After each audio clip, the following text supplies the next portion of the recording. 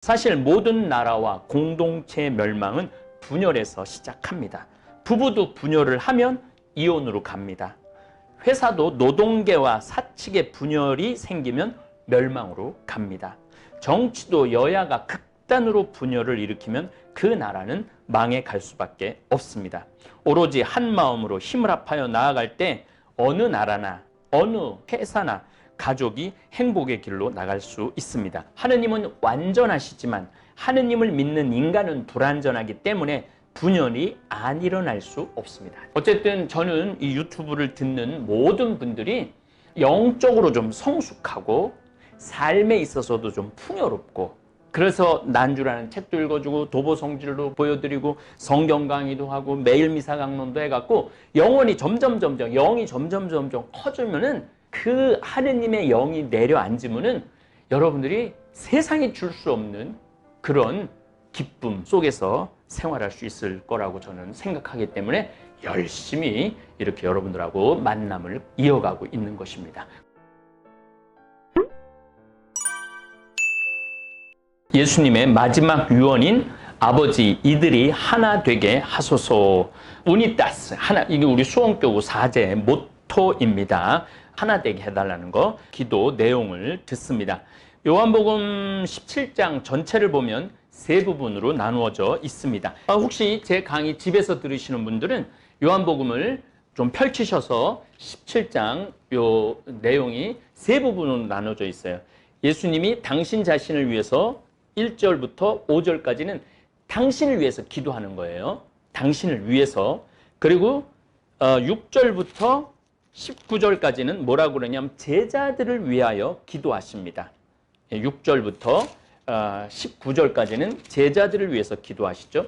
그리고 20절부터 26절까지는 믿는 이들을 위하여 기도합니다. 그리고 18장에는 이제 잡히시는 거죠. 그러니까 잡히시기 직전에 드리신 기도예요. 얼마나 이게 중요한 기도가 되겠습니까? 아주 중요한 기도입니다.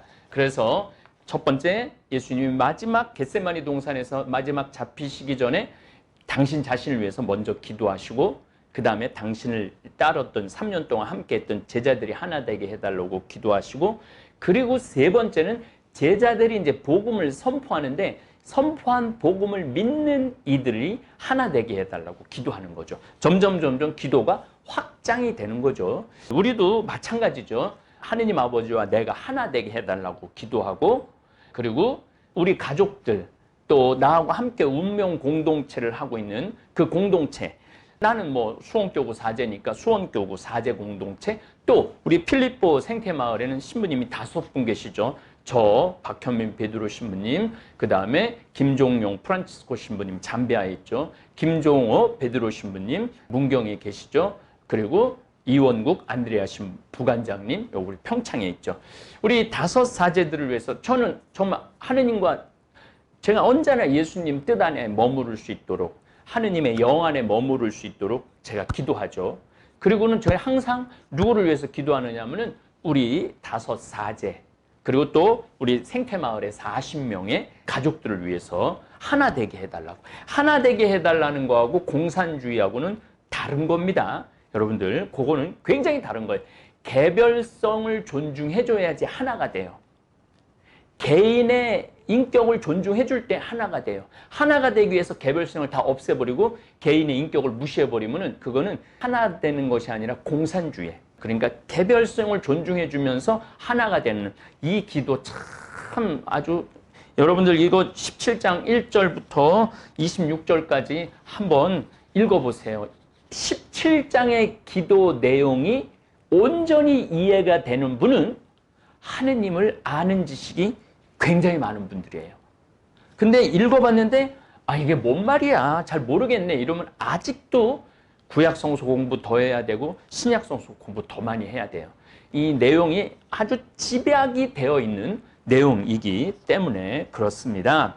어쨌든 예수님께서 잡히시기 바로 전에 자신을 위해서, 제자들을 위해서, 그리고 믿는, 아마 지금까지 2000년까지 믿는 모든 이들을 위해서 기도하시는 모습 안에서 예수님은 구원의 역사를 관통하고 계시다. 예수님은 당신이 아브라함이 부르기 2000년 전 당신이 때가 차서 왔고 앞으로 일어날 일까지 다 아셨기 때문에 아버지 이들이 하나 되게 해 주십시오. 아버지와 내가 하나인 것처럼 이들이 하나가 되게 해 주십시오. 아울러서 이들이 선포하는 복음을 믿는 모든 민족, 모든 시간 전부 다가 하나가 되게 해달라고 기도하시니까 구원의 역사를 관통하고 계신 거죠. 그걸 관통하지 않으면 이 말씀을 하실 수가 없는 내용입니다. 제가 마르코복음 1장 15절 때가 차서 하느님 나라가 가까웠다. 회개하고 복음을 믿어라를 지난 4월, 5월 두 달에 걸쳐 20회에 걸쳐서 성경 특강을 했습니다. 이 강의를 아마 충실히 들으신 분들은 예수님이 왜 2000년 전에 오셨는지 충분히 공감하셨으리라 생각을 합니다. 특강 내용은 요약해드리면 예수님께서 어느 한순간에 하늘에서 뚝 떨어져서 신기하게 인간 세상에 오신 것이 아닌 하느님의 구원의 질서 안에서, 하느님의 구원의 역사 안에서 인간이 충분히 예수님을 맞이할, 하느님의 아들을 맞이할 준비가 다 되어서 하느님의 영을 받아들일 수 있을 때 예수님께서 이 세상에 오셔서 그 일성으로 구약성서 전체와 인류 역사 전체를 종합하시는 말씀 하나가 바로 때가 차서라는 말씀입니다. 이 때란 바로 구원의 때이고 바로 하느님의 통치의 때라는 말씀입니다. 역시 오늘 듣는 요한복음 17장 가능하신 분들은 성서 다시 한번 좀 찾아서 유튜브 스톱해 놓으시고 가셔서 성서 꺼내 놓으시고 한번 읽어보시기 바랍니다. 이 17장 요한복음 17장 1절을 보면은 예수님께서는 이렇게 이르시고 나서 하늘을 향하여 눈을 들어 말씀하셨다. 아버지, 때가 왔습니다. 마르코복음 1장 15절에도 뭐라고 그래요? 때가 차서 하느님 나라가 가까이 왔다라고 얘기하죠. 그리고 회개하고 복음을 믿어라 하시면서 바로 복음을 선포하시고 계명을 알려주시고 하느님의 신비, 하느님 나라의 신비에 대해서 끝도 없이 말씀을 해주시죠. 그럼 마지막 잡히시기 직전에 이렇게 기도하신 거예요. 아버지, 때가 왔습니다.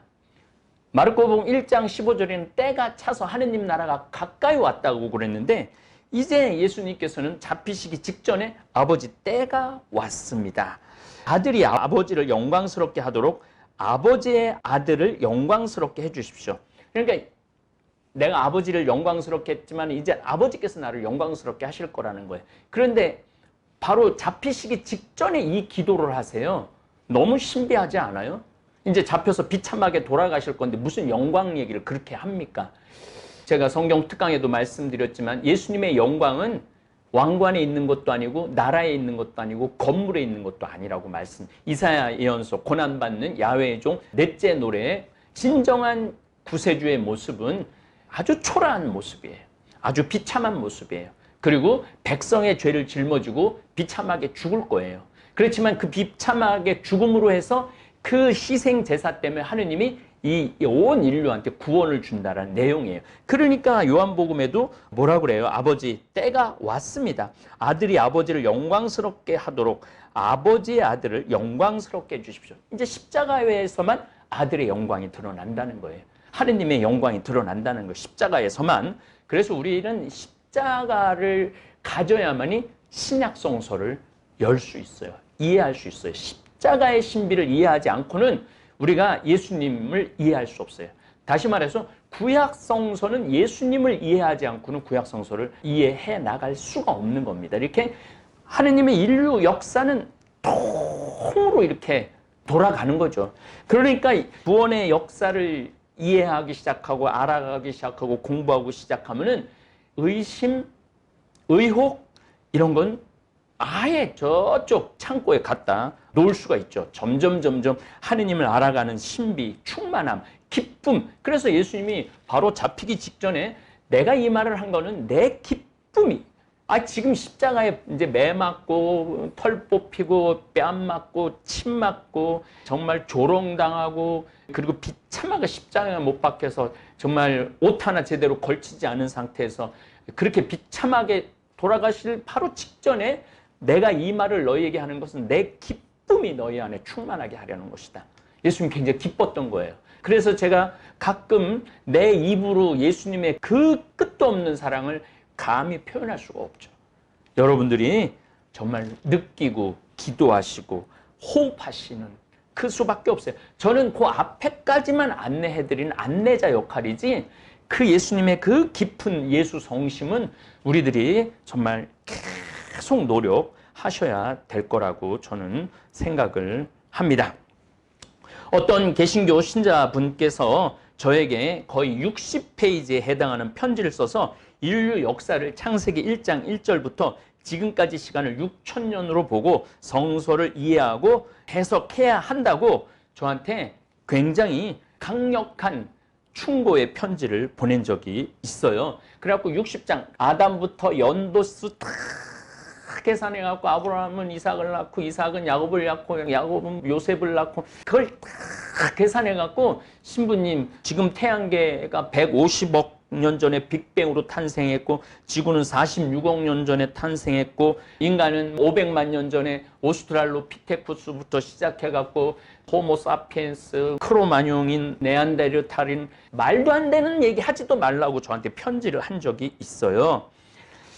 그런데 이 편지가 저는 잘못됐다고, 그 해석은 잘못되었습니다. 예수님은 여러 번 이렇게 기도하고 가르치십니다. 아버지, 세상이 생기기 전에 제가 아버지 앞에서 누리던 그 영광으로 이제 다시 아버지 앞에서 저를 영광스럽게 해주십시오. 예수님은요, 세상이 생기기 이전을 언급을 하세요. 그렇기 때문에 우리는 이 지구라는 요 아담에서 카인, 아벨 요거에 머물러서는 무한하고 정말로 끝도 없으신 야훼 하느님의 신앙을 이해할 수가 없는 거예요. 우리 이 태양계 수성, 목성, 화성, 명왕성, 달 뭐 이런 것 전부 생기기 이전에 예수님은 계셨던 분이에요. 그렇기 때문에 우리는 이 인류 역사를 6,000년 안에 집어넣으면은 무한하신 하느님을 이해하는 잣대가 없어져 버리는 거죠. 그래서 아버지, 세상이 생기기 전에, 그러니까 예수님께서는 태양계가 생기기 이전에 제가 아버지 앞에서 누리던 그 영광으로 이제 다시 아버지 앞에서 저를 영광스럽게 해주십시오. 오로지 성서 구절로만 하느님의 계획을 다 이해할 수는 없습니다. 성서 이면에 포함된 우주론, 창조론, 지구 진화론, 지구는 지금 46억 년을 거치면서 5번의 대멸종을 경험을 해요. 5번에 95%의 생명이 다 없어져 버려요. 30억 년 스트로마톨라이트라는 지금 호주, 여기 지금 그 돌이 영월 가는데도 그 돌이 있어요. 30억 년 전, 여기 6억 년 전 돌이에요. 거기 공기가, 산소가 나오면서부터 생명이 피어나기 시작해요. 그런데 중간중간에 5번의 대멸종을 왔다 갔다 하죠. 마지막 멸종이 백악기, 쥐라기 때 공룡이 사라집니다. 그래서 지금 캐나다 쪽에서 그 6,500만 년 전에 공룡의 원형을 그대로 복원해놨죠. 그 바위 쪽에 꽉 껴갖고. 이 얘기 또 하자 그러면 또 길어요. 어쨌든 지구 진화론이라는 거예요. 지구가 계속 처음에는 바다에서 생명이 살다가 바다에서 올라옵니다. 저는 예전에는, 지금은 뭐 못하지만은 스킨스코어를 했어요. 여러분들 지금 이 바깥에 있는 생명이 다양할 것 같아요? 바닷속이 다양할 것 같아요? 바닷속이 훨씬 다양합니다. 그러니까 물에서 인간은 생명이 시작된 거죠. 어쨌든 인류 탄생론, 문명 탄생과 문자, 춤, 노래, 수렵사회, 농경사회, 도시형성, 제국시대 같은 종합적인 기본 지식이, 왜냐하면 예수님께서는 이 모든 시대, 제국시대에 오셨죠. 그러니까 이 제국시대를 예수님께서는 정확하게 이해하고 계셨던 거예요. 그래서 묶인 이들에게 해방, 갇힌 이들에게 자유, 이 말씀하시는 것도 그 한가운데를 관통하고 계셨기 때문에 그런 말씀을 할 수 있죠. 어쨌든 그런, 우리도 그러기 때문에 로마 제국시대에 오신 예수님, 그래서 예수님께서 하시는 할 말씀 한 말씀의 깊이를, 이런 걸 전부 다 이해하면 성서가 신비하고 흥미롭고 재미있고 가슴이 쿵쾅쿵쾅 뛰게 되는 것입니다. 요한복음 17장 1절부터 5절 말씀도 영원한 생명에 대해서 아주 명확하게 말씀하십니다. 영원한 생명이란 홀로 참 하느님이신 아버지를 알고 아버지께서 보내신 예수 그리스도를 아는 것입니다. 하느님을 알아가는 과정이 영원한 생명으로 가는 길이라는 거예요. 영원한 생명, 자, 여기서 여러분들 정말 안 중요한 구절이 하나도 없어요. 많은 분들이 영원한 생명을 천년왕국설, 이만희 천년왕국설하는데, 영원한 생명은요, 시간을 의미하는 게 아니에요. 1000년, 만년, 10만 년, 1억 년의 개념으로 이해해서는 안 됩니다. 예수님께서 분명히 말씀하세요. 영원한 생명이란 홀로 참 하느님이신 아버지를 아는 게 영원한 생명인 거지, 천년왕국에서 1000년 동안 누리는 게 영원한 생명이 아니라는 거예요. 하느님을 점점 알아가는 과정이 영원한 생명으로 가는 길인 것입니다.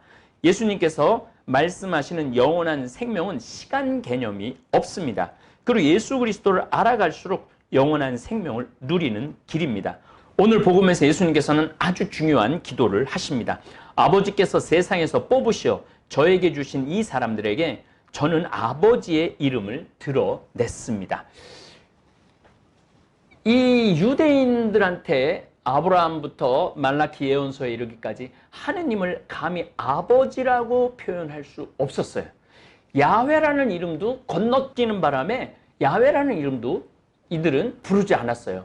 어떻게 야훼 하느님을 주님, 아도나이라고 그러는데 이 주님을 어떻게 이름을 우리 인간이 감히 부르느냐? 근데 예수님은요, 이 세상에 오셔서 하느님을 아버지라고 가르쳐줘요. 그래서 주의 기도할 때 하늘에 계시는 우리 아버지라고 그래. 아버지.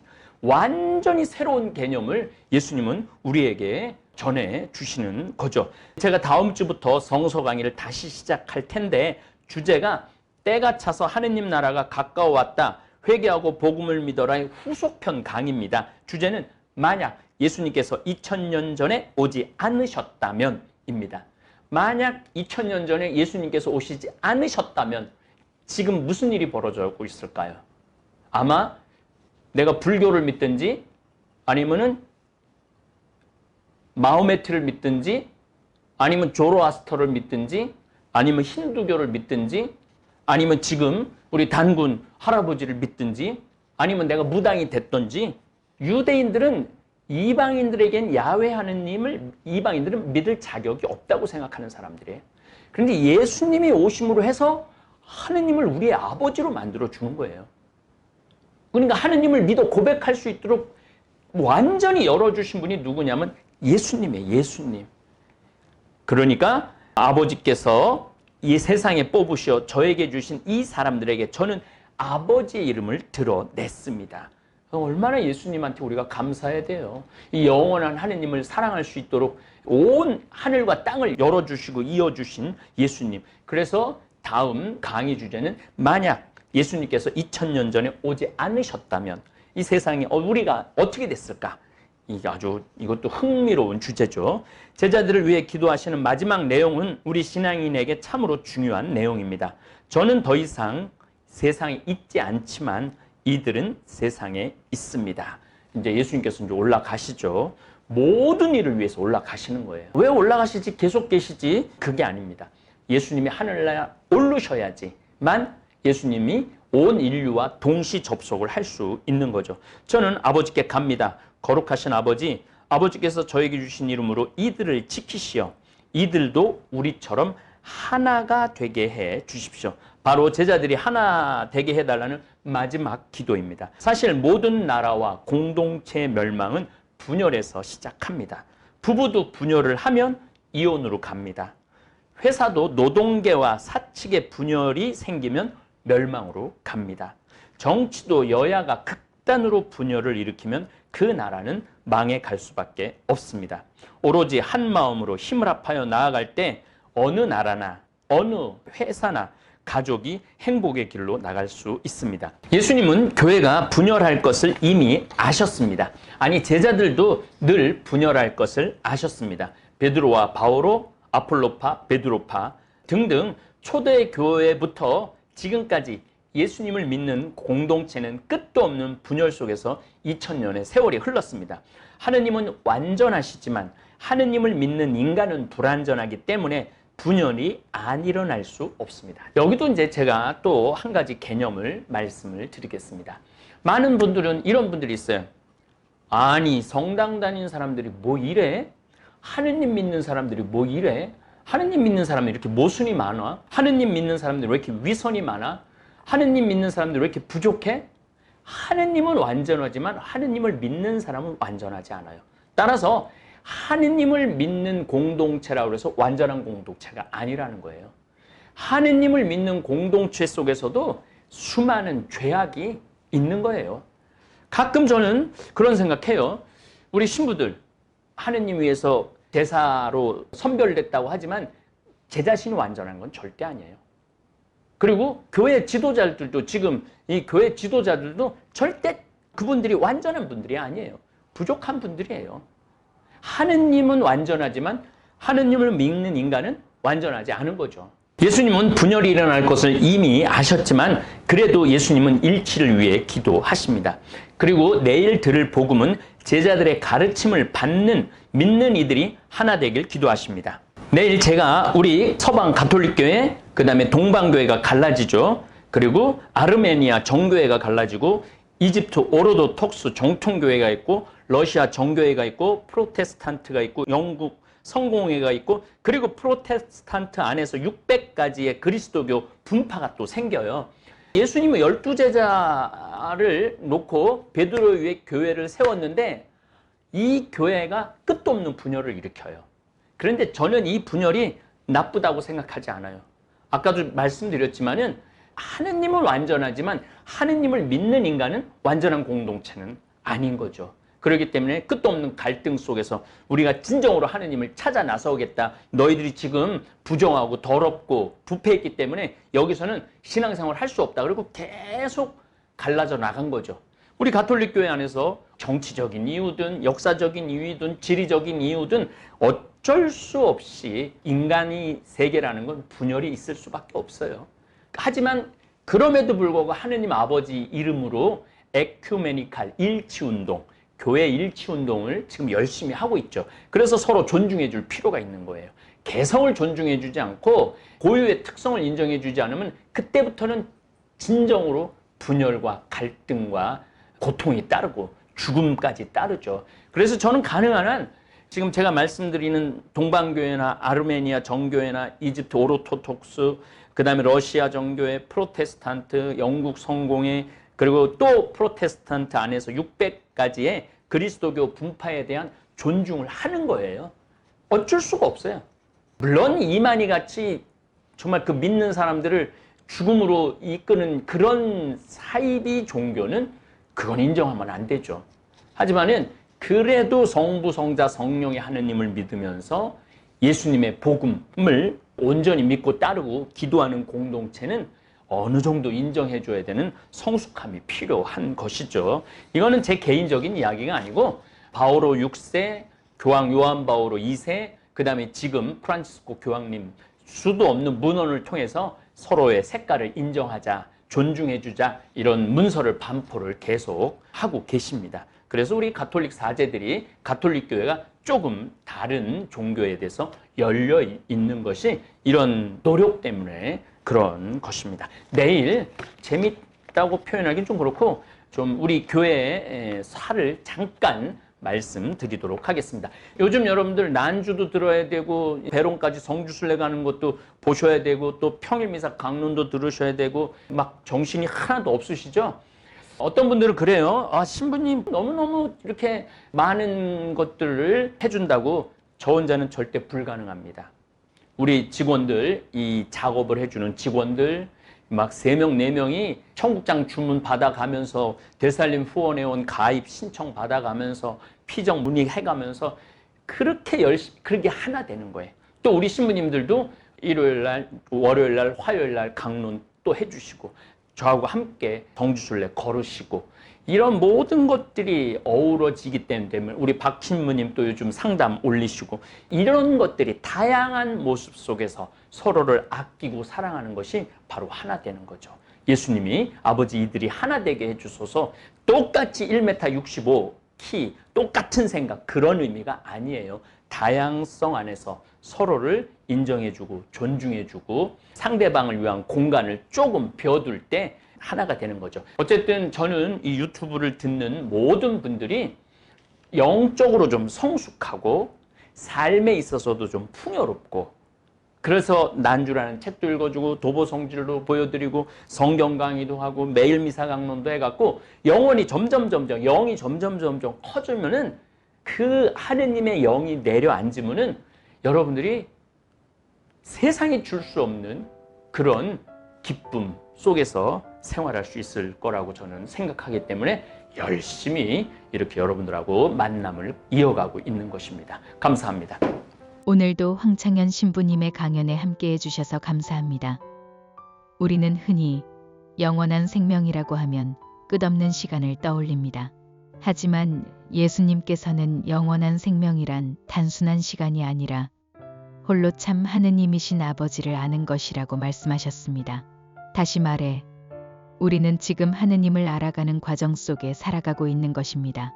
예수님은 돌아가시기 직전 자신을 위해 기도하셨고 제자들을 위해 기도하셨으며 믿는 이들을 위해 기도하셨습니다. 그분이 원하셨던 것은 우리 모두가 하나 되는 것이었습니다. 다양성 안에서 서로를 인정하고 존중하며 분열이 아닌 일치의 길을 걸으라는 것입니다. 그러나 인간은 불완전하기에 갈등과 분열이 끊이지 않습니다.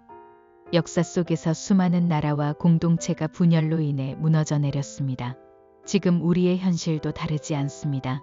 서로를 미워하고 나와 다르면 배척하고 상대를 인정하지 않으려는 태도가 우리의 관계를 깨뜨리고 있습니다. 하지만 예수님은 말씀하십니다. 내 기쁨이 너희 안에 충만하게 하려는 것이다. 예수님의 사랑은 끝이 없습니다. 우리는 그 사랑 안에서 서로를 용서하고 받아들이고 하나 될 수 있습니다. 용서 없는 미래는 없습니다. 분열의 길을 멈추고 서로를 향한 사랑과 존중 속에서 하나 되는 길을 걸어야 합니다. 그 길에서 우리는 참된 영원한 생명을 발견하게 될 것입니다. 감사합니다. 하늘에 계신 우리 아버지, 아버지의 이름이 거룩히 빛나시며 아버지의 나라가 오시며 아버지의 뜻이 하늘에서와 같이 땅에서도 이루어지소서. 오늘 저희에게 일용할 양식을 주시고 저희에게 잘못한 일을 저희가 용서하오니 저희 죄를 용서하시고 저희를 유혹에 빠지지 않게 하시고 악에서 구하소서. 아멘.